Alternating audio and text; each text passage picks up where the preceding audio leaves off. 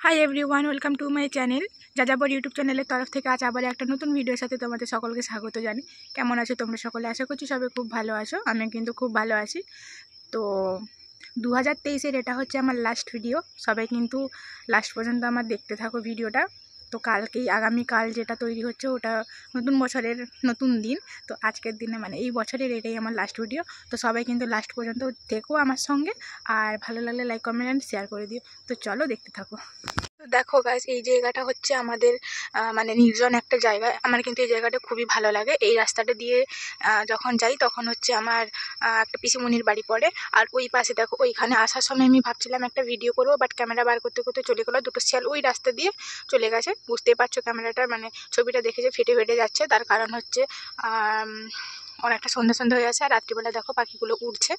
আর এই যে দেখো এই পাশে একটা পুকুর আছে, এই জন্য এটা কিন্তু দেখতে খুবই সুন্দর লাগে। তো সূর্যটা যখন কী বলবো অস্ত ছিল, তখন যদি ভিডিওটা করা হতো তাহলে কিন্তু আরও সুন্দর লাগতো দেখতে। আর এই পাশে একটা বট গাছ আছে, মানে এখান দিয়ে রাত্রিবেলা আসতে না যে কোনো লোক মানে কী বলবো একা আসতে ভয় লাগে, আমার তো লাগে ভয়। আর এই পাশটা দেখো পুরোপুরি কিন্তু জঙ্গল জঙ্গল টাইপের। এই জায়গাটা অনেকটাই জঙ্গল আছে। আর ওই পাশটায় কিন্তু আমাদের একটা জমি আছে, চাষ হয়। আর এই যে পুকুরটা দেখতে পাচ্ছ, এই পুকুরটা কিন্তু অনেকটাই বড় মানে তিনটে গ্রামের একটা পুকুর, ঠিক আছে? তো পুকুরে দেখো বুঝতে পারবে বর্তমানে এরকম অবস্থার তার কারণ হচ্ছে এখানে কিন্তু লিজে দেওয়া হয়ে গেছে।